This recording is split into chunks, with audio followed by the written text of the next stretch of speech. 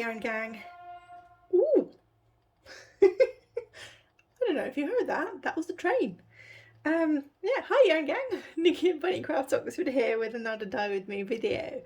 And today I'm trying to get excited about autumn because, if I'm to be quite honest, I'm not excited about autumn. Even though normally it's one of my favourite seasons. We have had a very, very cold and wet summer, so autumn arriving will just feel like pretty much more of the same. And I'm not really ready for that.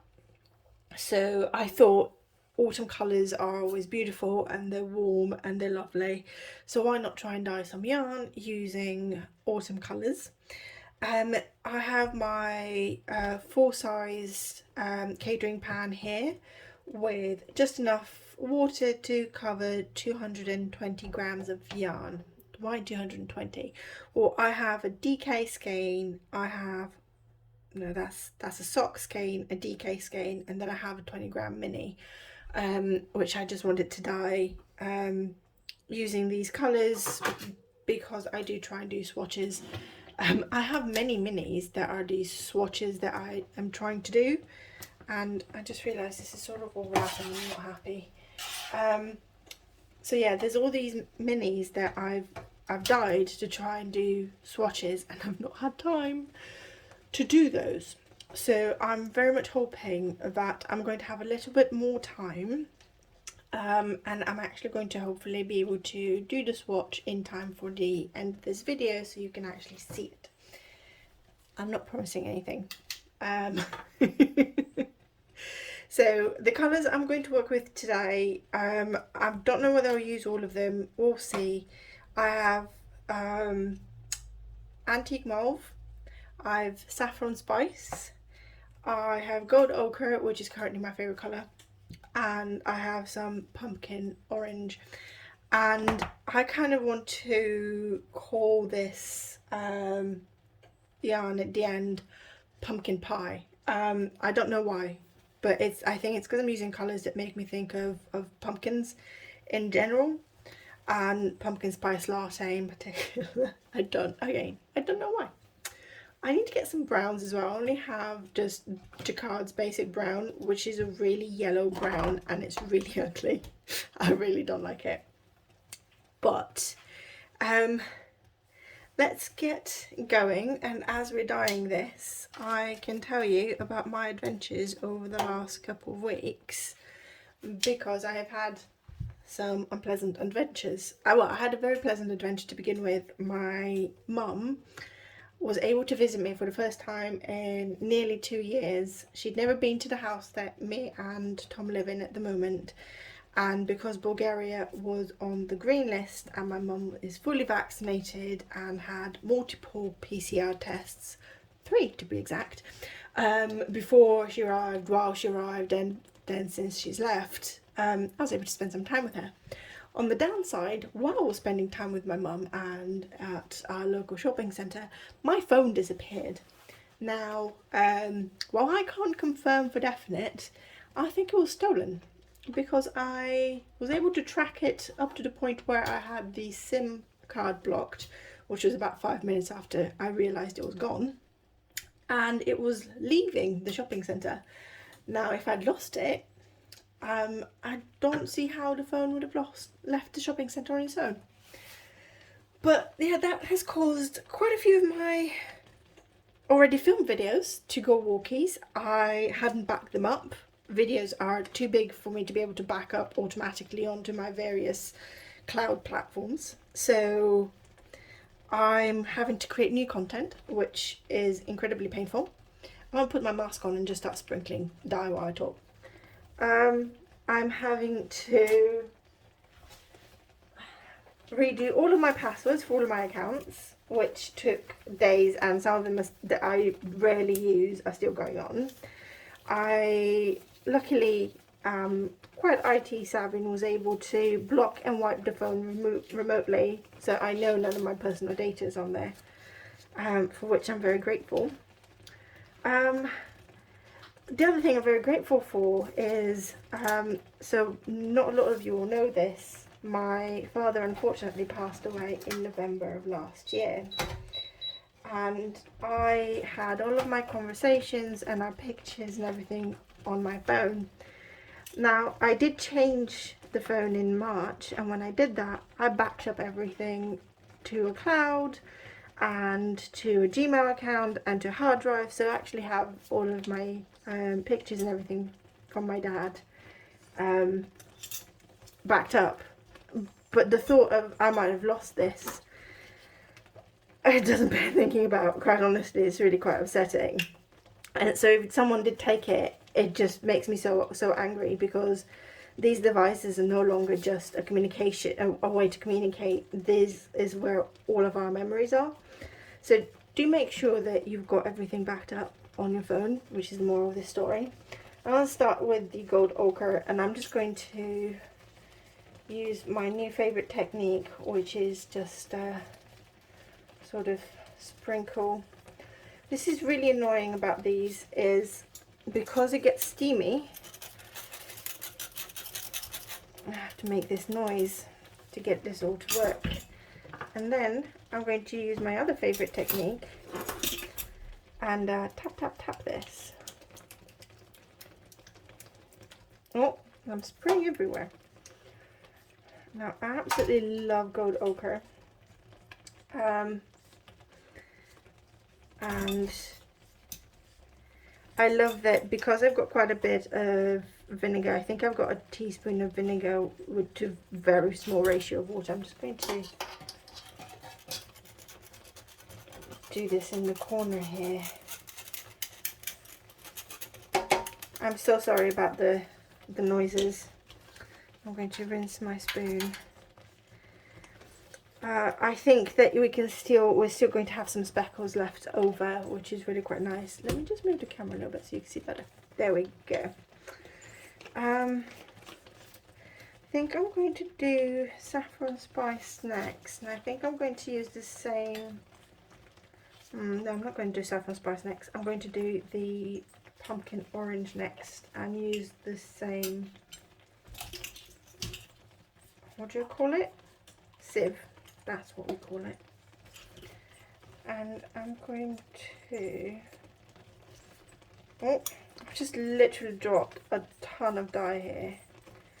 I'm just going to do that.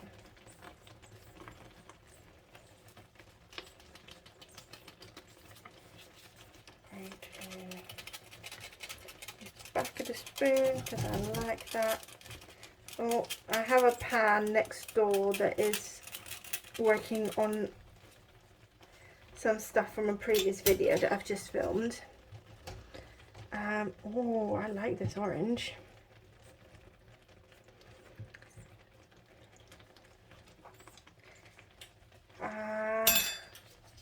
Yeah, so I was saying the pan from the previous video is making some really funny noises next to me, so I might just turn that off, so apologies.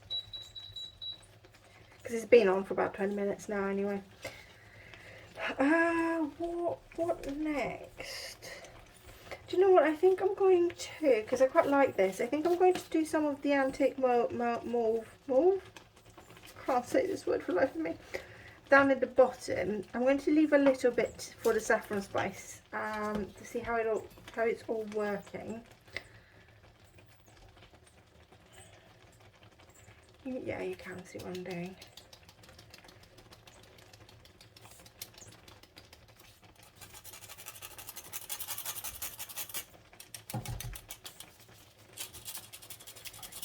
I wonder whether it's because these sieves are really fine, and also this is really steamy, so it's just kind of doing these. I'm just going to tap tap tap this. I'm madly in love with this colour as well. It's quite a new colour to me in general. Always breaking into like really pink. That's cool.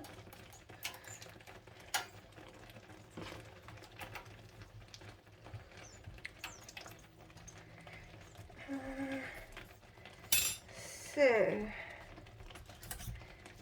let's try this spoon. I'll add a bit more. I'm going to add a little bit more. I'm just going to add it here like this. So I just want to add it at the end.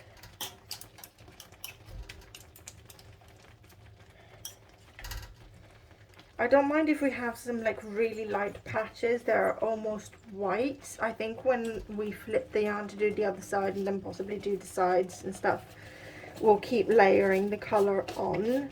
I don't know how the penetration is. I'm just going to add a little bit of saffron spice here, which I think will be a nice sort of break between the more pinky sort of reddish and the orange. Or at least that's what I feel.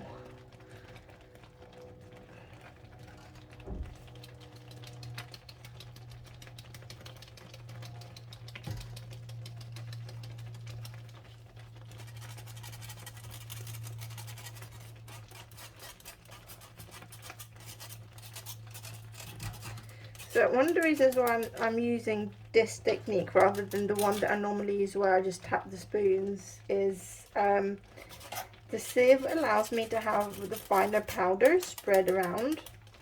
So I'm actually using a lot less dye to get a very similar effect. Oh, I quite like this. Yeah, saffron spice is really quite sort of reddish orange, so it's a nice little transition. Quite a lot of it is just the yellow. I might do a little bit more, or do I do more orange or do I do more? I'm going to do more gold. I don't know if you can literally hear my brain ticking as I try to figure out what I want to do with this colorway. Like, I'm liking the colors. I like what they're doing. Okay, I'm going to do this.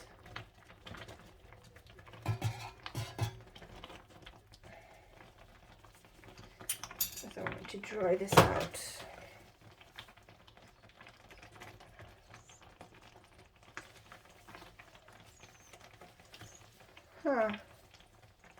I kind of wish I had less of this and more of this. But at the same time, I quite like the sort of transition.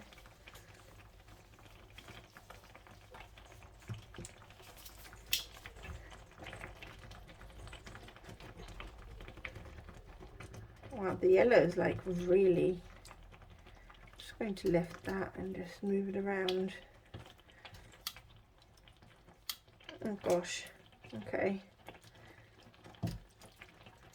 I don't even need to flip it yet to get some more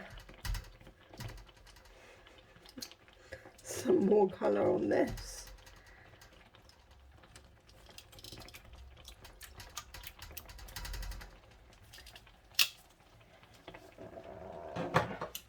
Luckily I have, okay, I'm just going to grab this because this is my, this is this.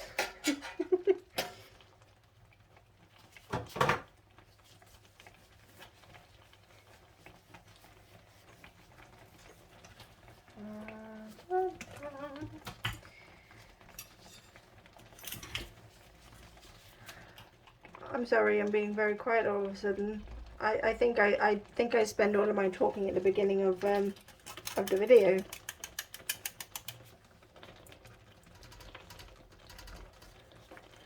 This is such a beautiful yellow. Oh my gosh. I love this so much. I'm going to have to get a bigger jar because it comes in these doody little jars, which are like 4 ounces or something. Are they even that? Oh no, oh my god, they're half an ounce. They're 14 grams. This is insane. I have to say, 14 grams of dye goes an awful long way. Oh, my mask. So I'm wearing a respirator mask. And it is, because I'm working with the powdered dyes, so I need to make sure that we're all safe. But it keeps riding up my face. I think it's because I don't have I'm just sort of moving this around to try and get the yarn to absorb this last little bit of yellow because I want to flip it. Although I probably should just leave it a little bit.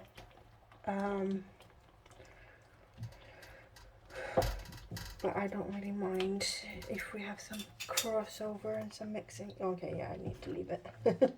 There is a lot of saffron down here. Although moving it around is getting it better absorbed.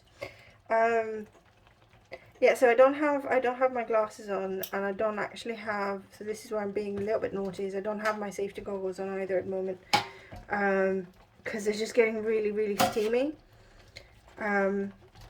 So yeah, do you know, as I'm moving it around and you can see all of these really like light white bits, I quite like that. So I think, well, I will flip it once to get the other side some colour. I'm not going to flip it more than that. If we end up with some of these white bits, I am not going to be mad. So yeah, those were my adventures with my phone and my mum. I managed to take my mum, well, Tom took us both to, I'm going to take my mask off because I'm just chatting now. Managed to take my mum to this place called Menstrual Lover, which is a little, and I really do mean little village, almost a hamlet in Oxfordshire, where there is a beautiful manor house that was originally built, I think in the 1400s or something. It's really old. I'll try and put some pictures up. And my mum had never been to anything like that before, so she was very, very impressed. I don't know what this is. Yeah, this is saffron. So she was very impressed. And what was really interesting as well is it was a grey day, and I'm talking very, very grey day, but it actually made for better atmosphere. I think if you can imagine the sort of manor houses that you have in something like Outlander, if you watch Outlander on Amazon, they in the grey English countryside, that sandstone colour that you have of the building and stuff is so, it looks gorgeous in the sun, as proven by Oxford in the Sun. And there is an entire poem about you know, how there is no city as beautiful in the sun than Oxford, and it's by Faber. And I'll put the poem, which is called Ancient Cities, down below for your enjoyment. But the greyness just added to the moodiness and the atmosphere, and there were donkeys there as well, which I was very pleased about. I like donkeys. They were very, very sweet. There was only 2 of them, and they were just happily grazing in their little paddock, but it was just nice.